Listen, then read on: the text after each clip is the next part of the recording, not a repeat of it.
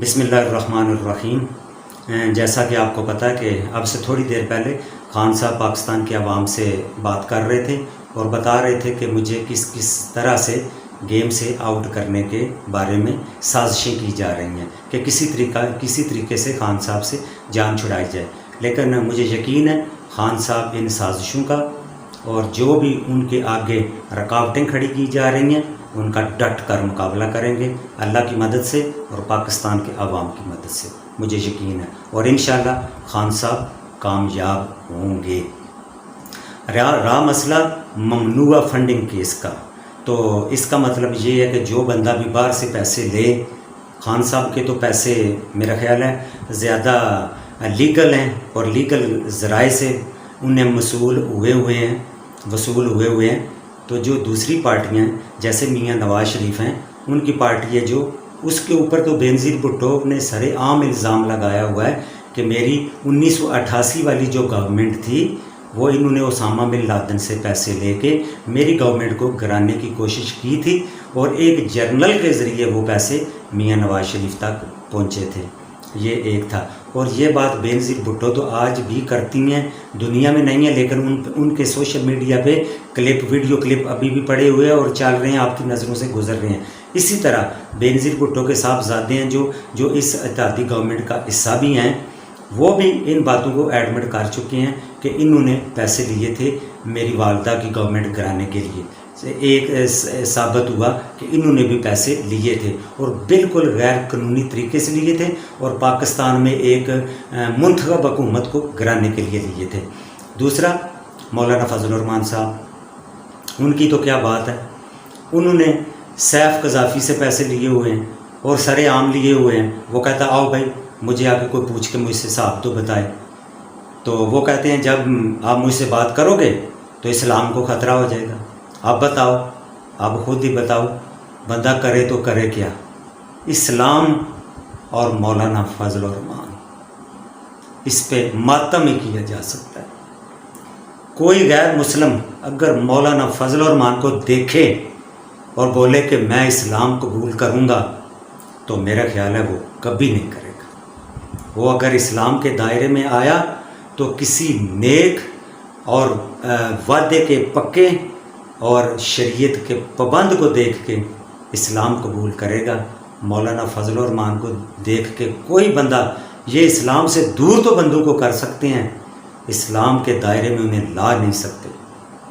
بینظیر بھٹو کی بات ہو رہی تھی، بینظیر بھٹو کے ایک وزیر داخلہ ہوتے تھے، اللہ تعالیٰ انہیں بخشے، وہ دنیا سے چلے گئے ہیں، ان کا نام تھا نصیر اللہ بابر۔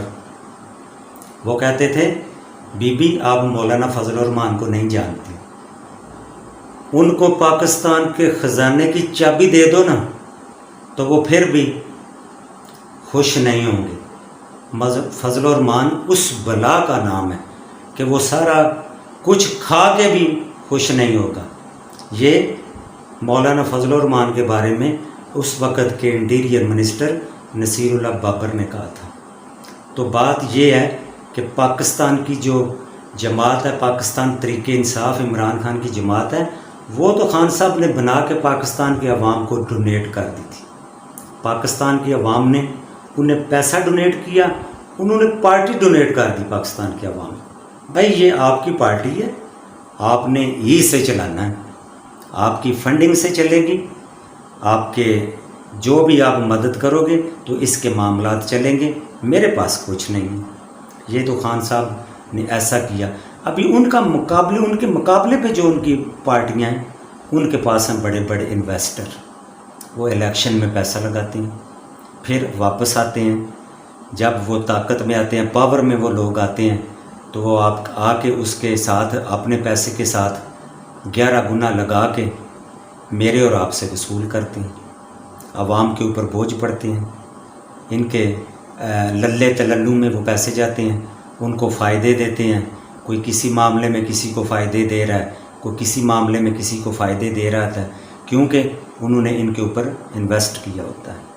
یہ اکثر اس طرح کے ایشو ہم انڈین کی موویوں میں دیکھتے تھے کہ وہاں پہ یہ ہوتا تھا، وہ کہتا تھا بھائی میرا کام کر، میں نے تیرے اوپر اتنے پیسے لگائے ہوئے۔ تو بالکل یہ نا ایک مافیا کی طرح چلتی ہے۔ یہ ایک مافیا ہے. تو مافیا سے جان چھڑانی اتنی آسان نہیں ہوتی. پاکستان کی عوام کو خان صاحب کا ساتھ دینا ہوگا اگر انہوں نے ان مافیا سے جان چھڑانی ہے. تو ایک بات اور کروں، چیف الیکشن کمشنر صاحب، آپ نے تو خان صاحب کو ممنوعہ فنڈنگ میں ڈال دیا اور ان کے اوپر ایک ریفرنس بھی الیکشن کمیشن میں وصول کر لیا. ہو سکتا ہے آپ جلدی کیونکہ آپ بہت جلدی میں ہیں، آپ کی گاڑی چھوٹنے والی ہے، اس کے اوپر کوئی کارروائی بھی ڈال دیں. ہو سکتا ہے آپ خان صاحب کو ڈی سیٹ کر دیں، نائل کر دیں.